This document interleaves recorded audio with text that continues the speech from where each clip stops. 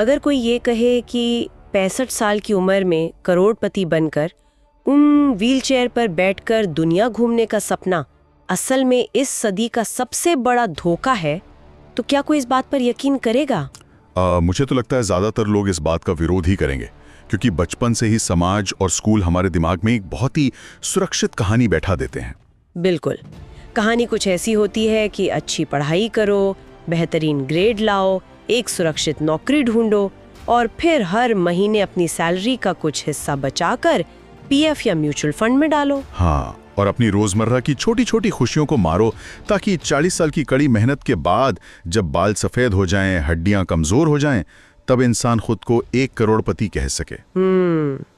ये सुनने में बहुत ही समझदारी भरा और सुरक्षित लगता है, लेकिन आज की इस डीप डाइव में हम जिस सोर्स मटेरियल पर चर्चा करने वाले हैं वो इस पूरी धारणा को जड़ से उखाड़ फेंकता है। और ये धारणा इसलिए भी खतरनाक है क्योंकि जब हम इस तथाकथित सुरक्षित रास्ते को करीब से और गणित के नजरिए से देखते हैं ना, तो सच्चाई कुछ और ही नजर आती है। सही बात है, ये पूरी चर्चा सिर्फ बैंक बैलेंस या पैसे के बारे में नहीं है। ये असल में समय और मूल्य, मतलब टाइम और वैल्यू के पीछे के गणित को समझने के बारे में है। बिल्कुल, हम एक ऐसे सिस्टम को अपने जीवन के सबसे बेहतरीन, सबसे ऊर्जावान साल दे देते हैं जो हमें बहुत ही धीमी गति से वित्तीय आजादी की ओर ले जाता है। तो आज हम MJ DiMarco की मशहूर किताब द मिलियनेयर फास्ट लेन के नोट्स का गहराई से विश्लेषण कर रहे हैं, और हमारा मुख्य फोकस यही है कि नौकरी या धीमी बचत से नहीं, बल्कि स्केलेबल बिजनेस और वैल्यू क्रिएट करके जल्दी अमीर कैसे बना जा सकता है। और इस किताब की सबसे दिलचस्प बात यह है कि ये दौलत की तरफ जाने वाले रास्तों को 3 अलग-अलग श्रेणियों में बांटती है। लेखक इन्हें दौलत के 3 रोड मैप या नक्शे कहते हैं। हाँ, तो अगर किसी को अपनी आर्थिक स्थिति की असलियत समझनी है तो उसे ये देखना होगा कि वो इन 3 में से किस रास्ते पर चल रहा है। तो पहला रास्ता है साइड वॉक, यानी सड़क का किनारा। बिल्कुल, ईमानदारी से कहूँ तो इसका नाम सुनकर ही ऐसा लगता है जैसे कोई राहगीर बस यूं ही भटक रहा हो। ये रास्ता असल में कैसा दिखता है? देखिए, साइड वॉक का रास्ता असल में आज के मजे के लिए कल को दांव पर लगाने का रास्ता है। इस रास्ते पर चलने वाले लोग तत्कालिक खुशी, मेरा मतलब है इंस्टेंट ग्रेटिफिकेशन के गुलाम होते हैं। जैसे अगर कोई नया गैजेट बाजार में आया है तो उसे तुरंत खरीदना है। एकदम सही, भले उसके लिए क्रेडिट कार्ड का भारी कर्ज क्यों ना लेना पड़े। इनका कोई वित्तीय बजट नहीं होता, कोई ठोस बचत नहीं होती और निवेश का तो सवाल ही पैदा नहीं होता। यहाँ एक बात जो बहुत चुभने वाली है वो ये है कि हम सभी ने कभी ना कभी नई चीजें देखकर बिना सोचे पैसे खर्च किए हैं। लेकिन क्या ये सिर्फ अनुशासन की कमी है या ये समाज का एक ऐसा जाल है जिसमें लोग फंस जाते हैं? ये एक बहुत ही सटीक सवाल है। मुझे लगता है अक्सर ऐसा होता है कि लोग अमीर बनने से ज्यादा अमीर दिखने की कोशिश कर रहे होते हैं। हाँ यार, दिखावे की जिंदगी। बिल्कुल, साइड वॉक पर चलने वाले हमेशा दिखावे की जिंदगी जीते हैं। वो उन चीजों को खरीदते हैं जिनकी उन्हें जरूरत नहीं है, उन पैसों से जो उनके पास हैं ही नहीं, और वो भी उन लोगों को प्रभावित करने के लिए जिन्हें वो पसंद तक नहीं करते।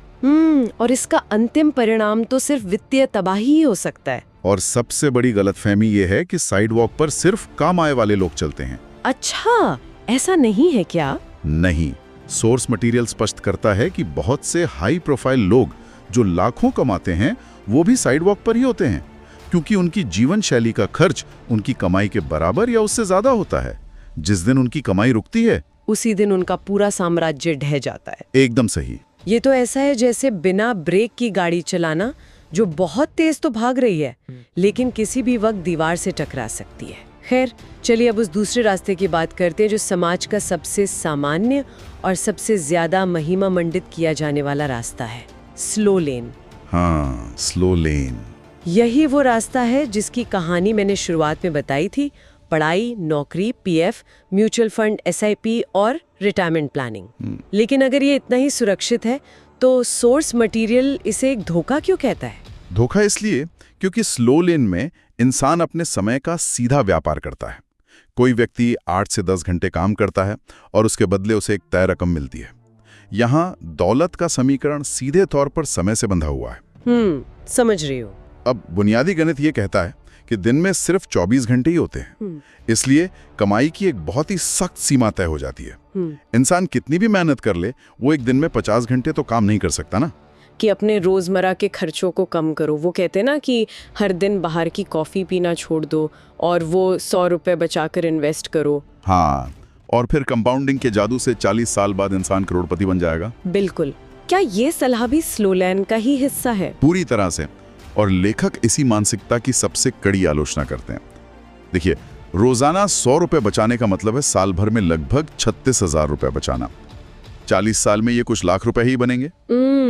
और महंगाई भी तो है। वही तो, जब तक वो व्यक्ति 65 साल का होगा तब तक महंगाई उस पैसे की क्रय शक्ति यानी परचेजिंग पावर को इतना कम कर चुकी होगी कि वो करोड़पति होकर भी वास्तव में अमीर महसूस नहीं करेगा। बाप रे, स्लो लैंड में अमीर बनने में तो पूरी एक जिंदगी निकल जाती है। बिल्कुल, कंपाउंडिंग का जादू काम करता है, लेकिन इसे चमत्कार दिखाने के लिए 30 से 40 साल चाहिए होते हैं और जीवन का वो स्वर्णिम समय कोई वापस नहीं ला सकता। ठीक है, इस बात को एक एनालॉजी से समझते हैं। स्लो लेन ऐसा है जैसे पैदल चलकर पूरे देश को पार करना। ये सुरक्षित है, शायद रास्ते में कोई बड़ा एक्सीडेंट न हो, लेकिन जब तक वो अपनी मंजिल पर पहुंचेगा तब तक बुढ़ापा आ चुका होगा। हाँ, उस मंजिल का, उस दौलत का मजा लेने की शारीरिक और मानसिक ऊर्जा ही नहीं बचेगी। और यहीं पर इस किताब का सबसे क्रांतिकारी विचार सामने आता है, तीसरा रास्ता यानी फास्ट लेन। बिल्कुल, अगर स्लो लेन पैदल चलना है तो फास्ट लेन खुद का एक हवाई जहाज बनाने जैसा है। शुरुआत में इसे बनाना बहुत मुश्किल है, इसमें भारी मेहनत लगती है, इंसान कई बार गिरता है, पुर्जे काम नहीं करते। लेकिन एक बार जब ये सिस्टम बन गया, हाँ, एक बार हवा में उड़ने लगा तो मंजिल तक पहुंचने में रॉकेट की गति मिलती है। फास्ट लेन का मूल सिद्धांत यह है कि यहाँ समय के बदले पैसे नहीं कमाए जाते, यहाँ पैसे कमाने का आधार वैल्यू क्रिएट करना होता है। तो यहाँ सबसे बड़ा फर्क ये है कि स्लो लेन में दौलत की सीमा 24 घंटे तय करते हैं, जबकि फास्ट लेन में दौलत की कोई सीमा नहीं होती, क्योंकि वैल्यू कितने भी बड़े स्तर पर दी जा सकती है। जैसे कि स्टार्टअप्स, ऑनलाइन बिजनेस, सॉफ्टवेयर कंपनियां, ये सब इसके बेहतरीन उदाहरण हैं। लेकिन अगर स्लो लेन इतना धीमा है और फास्ट लेन इतना तेज, तो लोग फास्ट लेन में क्यों नहीं चले जाते? मेरा मतलब है, क्या कोई भी व्यक्ति एक किराने की दुकान खोलकर खुद को फास्ट लेन में मान सकता है? नहीं, बिल्कुल नहीं। और यही वो बिंदु है जहां 90% लोग गलती करते हैं। हर बिजनेस फास्ट लेन नहीं होता। अच्छा। देखिए, अगर किसी ने एक छोटी सी दुकान खोली है जहां उसे रोजाना सुबह 8 बजे से रात 10 बजे तक खुद बैठना पड़ता है, अगर वो एक दिन छुट्टी ले ले तो उसकी कमाई शून्य हो जाती है। तो उस व्यक्ति ने कोई सिस्टम नहीं बनाया है, उसने बस अपने लिए एक नई नौकरी खड़ी कर ली है। और शायद ज्यादा तनावपूर्ण नौकरी। बिल्कुल, एक बिजनेस को फास्ट लेन बिजनेस कहलाने के लिए कुछ बहुत ही सख्त नियमों से गुजरना पड़ता है। सोर्स मटेरियल में इसे एक फ्रेमवर्क के जरिए समझाया गया है, जिसे सेंस फ्रेमवर्क यानी CENTS कहा जाता है। ये सेंस फ्रेमवर्क काफी दिलचस्प लग रहा है। ये असल में उन 5 चीजों की एक चेकलिस्ट है जो किसी भी बिजनेस में होनी ही चाहिए। तो चलिए इसे समस्याओं के नजरिए से समझने की कोशिश करते हैं। जरूर। मान लीजिए किसी ने एक बिजनेस शुरू किया जो पूरी तरह से Amazon या किसी सोशल मीडिया प्लेटफॉर्म पर निर्भर है।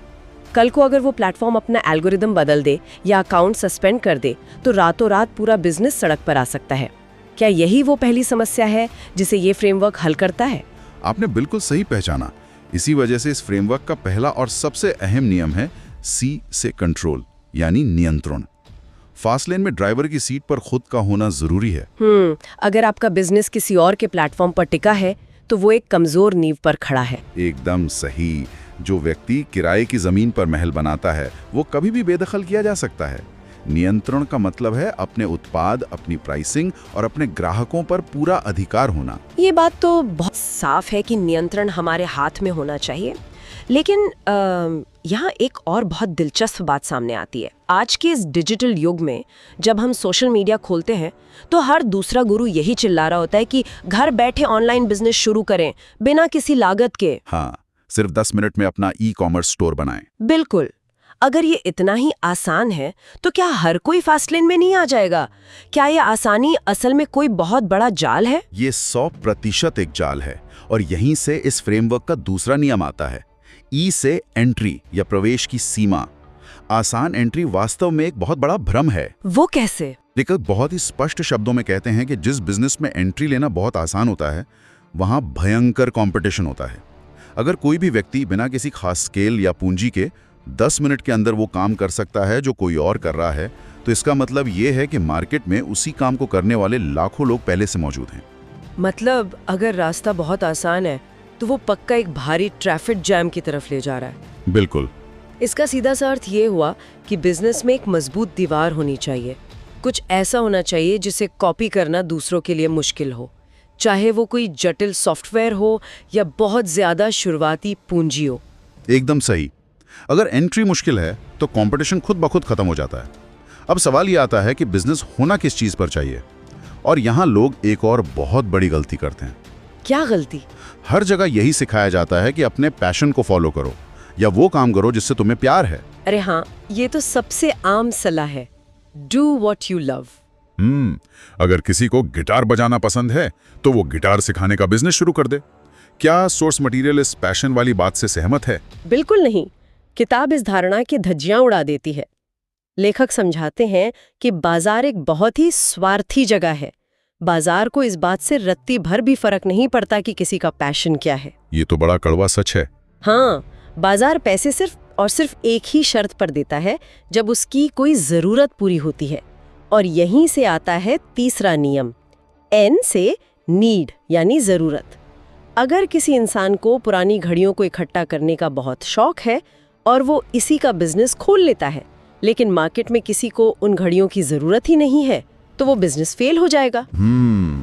इसका मतलब है कि हमें अपनी चाहत के लेंस से दुनिया को नहीं देखना है, बल्कि दुनिया की समस्याओं के लेंस से अपने बिजनेस को देखना है। लोगों की तकलीफें क्या हैं, उन्हें क्या चीजें बेहतर चाहिए। बिल्कुल, जो इन समस्याओं को सुलझाता है, पैसा उसी के पास जाता है। चलिए मान लेते हैं कि किसी ने एक ऐसा बिजनेस बना लिया जिस पर उसका पूरा नियंत्रण है, उसमें घुसना भी मुश्किल था और वो लोगों की एक ज़रूरत भी पूरी कर रहा है। लेकिन उस काम को संभालने के लिए उस इंसान को दिन में 18 घंटे काम करना पड़ रहा है।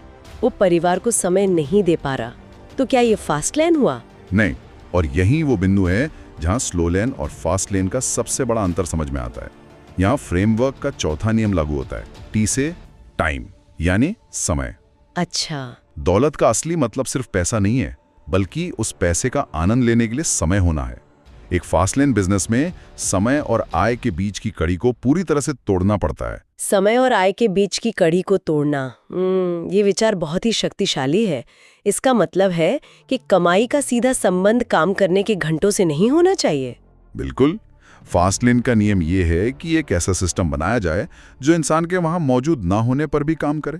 जब कोई सो रहा हो या छुट्टियों पर हो, तब भी वो सिस्टम वैल्यू क्रिएट कर रहा हो और पैसे कमा रहा हो। मतलब इसके लिए ऑटोमेशन या सॉफ्टवेयर का इस्तेमाल करना पड़ेगा। हाँ, या फिर सही लोगों को काम पर रखना जरूरी होता है। जब तक कोई व्यक्ति खुद उस सिस्टम का सबसे अहम पुर्जा बना रहेगा, वो कभी भी समय की गुलामी से आजाद नहीं हो पाएगा। ये बात पूरी तरह से नजरिया बदलने वाली है। और अंत में जो चीज आती है वो है उस सिस्टम को बड़ा करना। क्योंकि अगर एक बेहतरीन सिस्टम बना भी लिया, लेकिन वो सिर्फ एक छोटे से मोहल्ले तक सीमित है, तो क्या वो बहुत बड़ी दौलत बना पाएगा? और यहीं पर बात आती है फ्रेमवर्क के आखिरी नियम की, एस से स्केल, यानी प्रभाव का दायरा। फास्ट लेन का पूरा गणित ही स्केल के सिद्धांत पर काम करता है। सोर्स मटेरियल में इसे लॉ ऑफ अफेक्शन कहा गया है। Law of affection? हाँ, इसका सीधा सा मतलब है कि जो जितने बड़े पैमाने पर लोगों को प्रभावित करेगा, वो उतनी ही बड़ी दौलत कमाएगा। इसे थोड़ा और स्पष्ट करते हैं। मान लीजिए एक व्यक्ति अपने शहर में सबसे बेहतरीन सैंडविच बनाता है। वो दिन में कितने सैंडविच बेच लेगा? 100, 200? उसकी पहुंच सीमित है। सही कहा। लेकिन दूसरी तरफ एक व्यक्ति एक ऐसा सॉफ्टवेयर बनाता है जो पूरी दुनिया में लोगों के काम को आसान कर देता है। वो एक ही बार सॉफ्टवेयर बनाता है, लेकिन उसे लाखों लोग डाउनलोड कर सकते हैं। बिल्कुल। जब पहुंच लाखों लोगों तक होती है, तभी असल में वो दौलत बनती है जिसे पीढ़ियों तक याद रखा जाता है। तो ये हुआ sense framework: control, entry, need, time और स्केल। अगर हम इन पूरे सोर्स नोट्स का निचोड़ निकालें और देखें कि आम जिंदगी के लिए इसमें क्या व्यावहारिक सीखें हैं, तो वो क्या होंगी? मुख्य रूप से 4 बहुत ही गहरी सीखें निकलकर सामने आती हैं। पहली, पैसे के लिए कभी भी अपना समय मत बेचो। नौकरी में यही होता है और ये वित्तीय आजादी पाने का सबसे धीमा तरीका है। बिल्कुल। दूसरी, पैसा कमाने के बजाय सिस्टम बनाने पर ध्यान दो। तीसरी, हमेशा बड़े पैमाने यानी स्केल पर सोचो। 10 लोगों की नहीं, 10 लाख लोगों की समस्या सुलझाने के बारे में विचार करो। और चौथी सबसे महत्वपूर्ण बात, जोखिम लेना जरूरी है, लेकिन वो स्मार्ट रिस्क होना चाहिए। बिना सोचे समझे किसी भी चीज में पैसे लगाना बेवकूफ़ी है। इस किताब और इसके विचारों को 5 में से 4.5 स्टार की शानदार रेटिंग मिली है। ये सच में एक बहुत ही प्रैक्टिकल माइंडसेट सिखाती है। ये उन खोखली मोटिवेशनल किताबों की तरह नहीं है जो कहती हैं बस अमीर बनने के बारे में सोचो और तुम अमीर बन जाओगे। हाँ, ये बाजार की कड़वी सच्चाइयों पर बात करती है। लेकिन हर चमकदार चीज सोना नहीं होती और हर विचार 100% परफेक्ट नहीं होता। क्या इस थ्योरी में कोई कमी भी है जिस पर ध्यान देना जरूरी है? हाँ, एक बहुत ही जरूरी रियलिटी चेक भी इस सोर्स मटेरियल के अंदर छिपा है। इस किताब की सबसे बड़ी कमी यह है कि ये नौकरी करने को बहुत ज्यादा नकारात्मक नजरिए से पेश करती है। इसे पढ़ने पर ऐसा लगता है जैसे नौकरी करना जीवन की सबसे बड़ी भूल हो। लेकिन सच्चाई तो ये है कि हर इंसान ना तो एंटरप्रेन्योर बन सकता है, ना ही हर किसी में वो रिस्क झेलने की क्षमता होती है जो फास्ट लेन मांगता है। एकदम सटीक बात कही आपने। समाज को चलाने के लिए शिक्षकों, डॉक्टरों, इंजीनियरों की जरूरत होती है जो अपनी नौकरियां पूरी ईमानदारी से करते हैं। कई लोगों के लिए एक सुरक्षित नौकरी उनके जीवन की प्राथमिकता होती है। नौकरी अपने आप में कोई बुरी चीज नहीं है, बस उसकी गणितीय सीमा यह है कि उसे स्केल नहीं किया जा सकता। हाँ, वो बात तो है। फास्ट लेन का रास्ता बहुत ही मुश्किल है। इसमें शुरुआती सालों में खून पसीना एक करना पड़ता है और कई बार असफलता भी मिलती है। तो आखिर इस पूरी चर्चा का मतलब क्या निकलता है? अगर हम इन तमाम बातों को समेटें तो ये साफ है कि ये विषय सिर्फ चंद पैसे कमाने के टिप्स के बारे में नहीं है। ये हमारे उन पारंपरिक धारणाओं को चुनौती देने के बारे में है जो हमें बचपन से घुट्टी में पिलाई गई हैं। बिल्कुल।